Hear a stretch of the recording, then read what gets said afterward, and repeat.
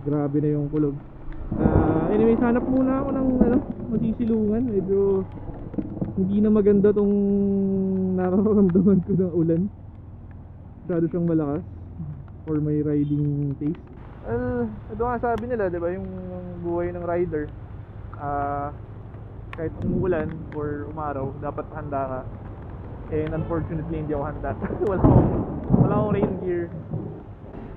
Hindi ko akalain na aabutin ako ng ulan. Kasi ako short ride lang dapat eh.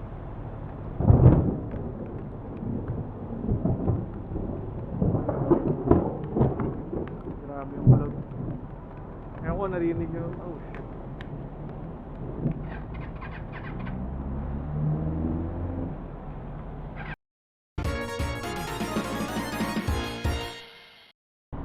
Good afternoon guys. At isang maulan na hapon. Stretching lang tayo ng kataan ulit. Saka ano ngayon eh, ito yung first weekend na MECQ. So medyo maluwag na sa daan. Hindi na tulad ng dati na lahat ng checkpoint eh kinatatakutan ng mga rider, no? Basta nakakita ng checkpoint, ikot na. At yun nga, medyo maulan.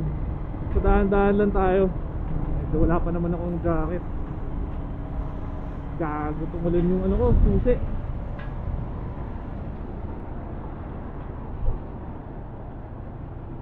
Ayun, tumalon dahil sa lubak. Anyways, actually kaya ako dumaan na expressway kasi ayoko dumaan ng national road.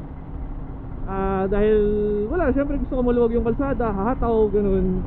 Wala, hindi rin makakahataw ng ganito, madulas yung kalsada.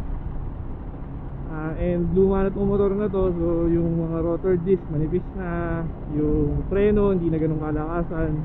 So i-address natin yan soon pagka medyo nagka-budget na. Pero sa ngayon, tis-tis muna. And pagka maulan talagang ganito, dahan-dahan lang. Parang wala ka rin sa expressway. So pero okay lang naman. So okay na yan kaysa sa alam mo na, magkaroon ng aksidente. Yun ang pinaka-iiwasan mo bilang rider. Kasi hindi lang gastos yun eh. Gastos, abala, sakit sa katawan.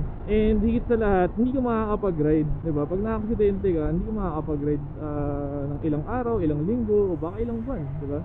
May mental effect din siya na dahil sumemplang ka, baka ilang buwan ka na di makapag-ride o di ka na makapag-ride. Take to sana heights tayo. Pero sabi nila, pagka na-aksidente ka daw sa motor or simpleng drop, pag meron kang simpleng drop, dapat daw mag-ride ka agad. Huwag mong patagalin dahil pag pinatagal mo, lalo kang magkakaroon ng mental block, lalo kang matatakot. Yun ang nangyari sa akin noon. Ang motor ko noon is Honda XR. Na-aksidente ako noon dahil maambon din. Dumaan ako sa isang madulas na kalsada and bigla akong napapreno. So nag-tailspin yung back rear tire ko. And yun, dire-diretso na. Sumemplang na ako. Ang mali ko, ang tagal ko nagpahinga. Pinahinga ko yung likod ko. Nagkaroon ako ng injury. Pinahinga ko yung likod ko. And after ko pahinga yung likod ko, okay na ako, kaya ko na magmotor. Pero hindi pa rin ako nagmotor agad-agad. Gawa nga ng takot o kung ano man, diba? And medyo nakasama siya sa aking mental, yung riding mentality, no? Nakasama siya, totoo. Tumagal ng taon bago ako nakapagmotor ng maayos. Maybe 2014 or 15, mga ganun. Shit. Tapos ang next ko na pagmomotor na is nang maayos nang yung talagang confident ako is 2018 na. Yun na yung time na nanghihiram na ako ng motor o nakakapag-ride na ako ng maayos. Tapos by 2019, actually late 2018, on the market na ako, naghahanap na ako ng motor ko. By 2019, early 2019, nakabili na ako ng sarili, yung Rusi Classic na. Ayun yung first bike ko in years, manual. So nung nilabas ko siya sa kasa, tatakot pa ako nun eh. Sobrang ilang beses pa ako, alam mo yun, yung preno ko hindi sanay, yung clutch ko. Hindi naman ako namatayan, pero hindi maganda yung timplada. Hindi talaga. Grabe na yung kulog. Anyway, hanap muna ako ng masisilungan. Medyo hindi na maganda tong nararamdaman ko ng ulan. Masyado siyang malakas for my riding taste. Ito nga sabi nila, diba, yung buhay ng rider, kahit umuulan or umaraw, dapat handa ka. And unfortunately, hindi ako handa. wala akong rain gear. Hindi ko akalain na aabutin ako ng ulan. Kasi ako short ride lang dapat eh.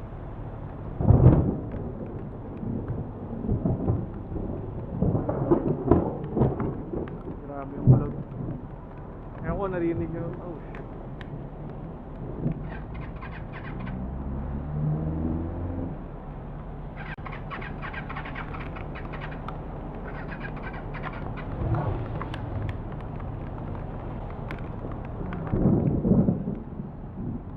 Tagal naman ng stoplight.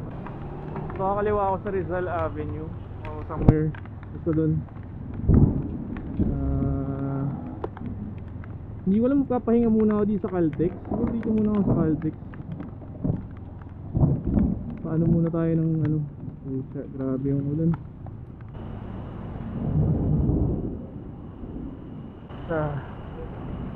Silong muna tayo, patila lang.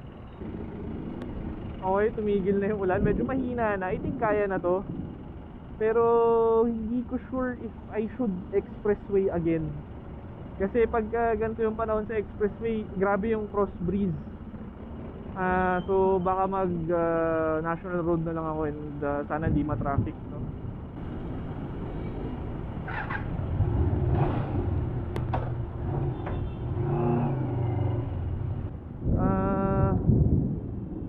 Medyo masikip dun.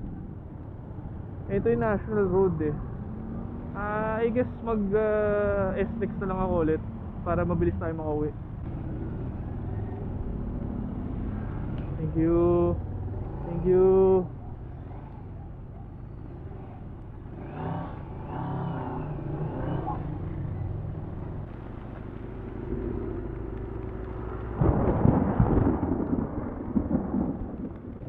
Ino-on ko lang yung ilaw ko, guys.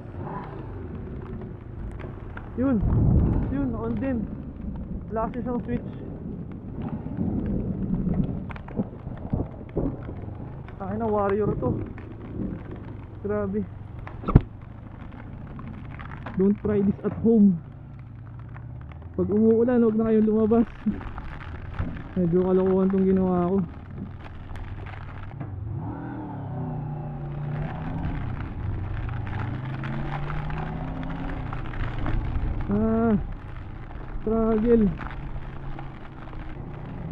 Struggle is real. Gagi. Grabe to. Ewan ko Slow down, siyempre. Tangina, takot ako, guys. Medyo ninenervyos ako. Dapat nga ata. Kasi mahina na kanina eh. Dapat nga ata ako. Nag-national road ako para nakakatigil-tigil ako pag kami Ito wala kang matitigilan dito eh. And almost zero visibility ako nakukuha ng camera ko Pero saklap. Halos wala akong makita. Sana nakikita ako ng mga tao. Gusto ko lang makauwi ng buhay. Hindi maganda to.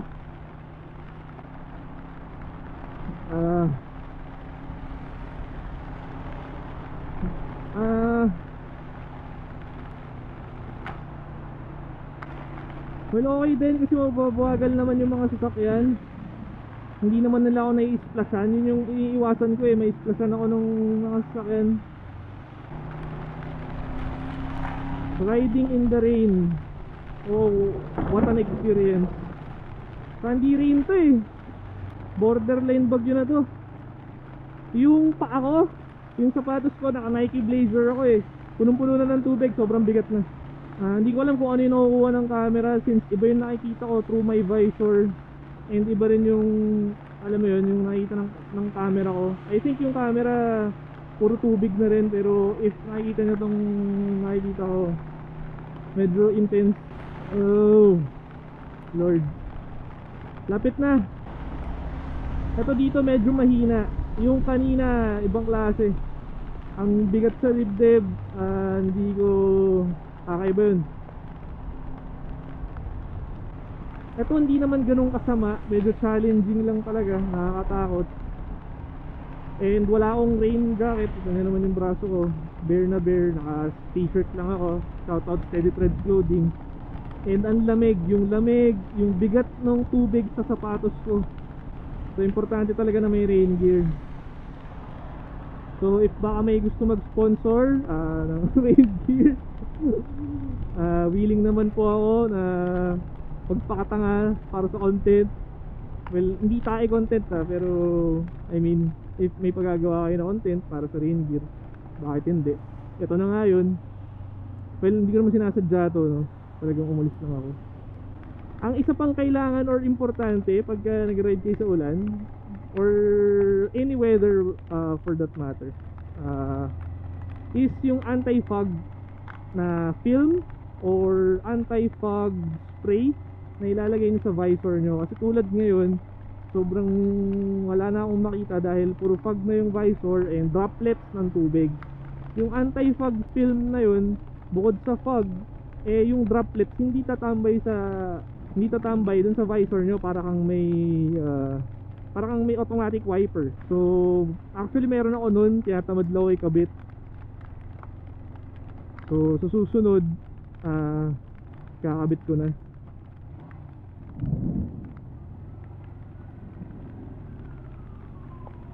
Yun, nabasa. Let's go, low balance. Low balance na ba yung 208? Akala ko ang low balance is 100. Saka ano nga pala guys, pagka dumaan kayo ng expressway na insufficient yung inyong balance, pwedeng i-confiscate yung RFID ninyo. So iwasan nyo na dumaan ng insufficient balance. As much as possible, lagi nyong lalagyan ng balance. Kasi parang gasolina lang din naman yan eh. Lalagyan at lalagyan mo lang din. So ba't mo aantayin na ano. Ayun, so malapit na ako makauwi. So far so good. Commerce na to. Sobrang bagal naman natin talaga, no? So sobrang safe nung pace ng ating pagmamaneho. Ayun na nga yung sapatos ko.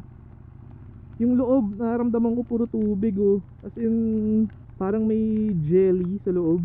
Kasi nga yung medyas nababad sa tubig.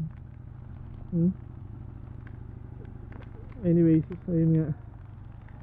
Wala, parte talaga to ng pagra-ride. So usually ito pagka hindi umuulan, hataw to tong stretch na to. Ngayon hindi ko kaya. Bukod sa wala akong makita, napakadulas. Okay, so ito na, malapit na ako dito. Dito ko natatapusin to. Siguro naman wala na mangyayaring masama sa akin. Dito ko natatapusin tong vlog na to. So naging siya, basically naging PSA ng wow.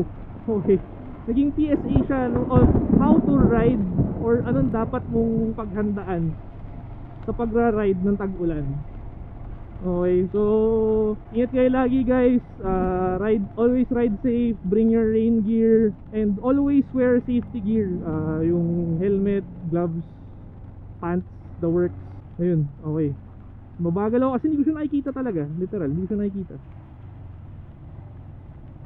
Okay, sige, bye bye guys.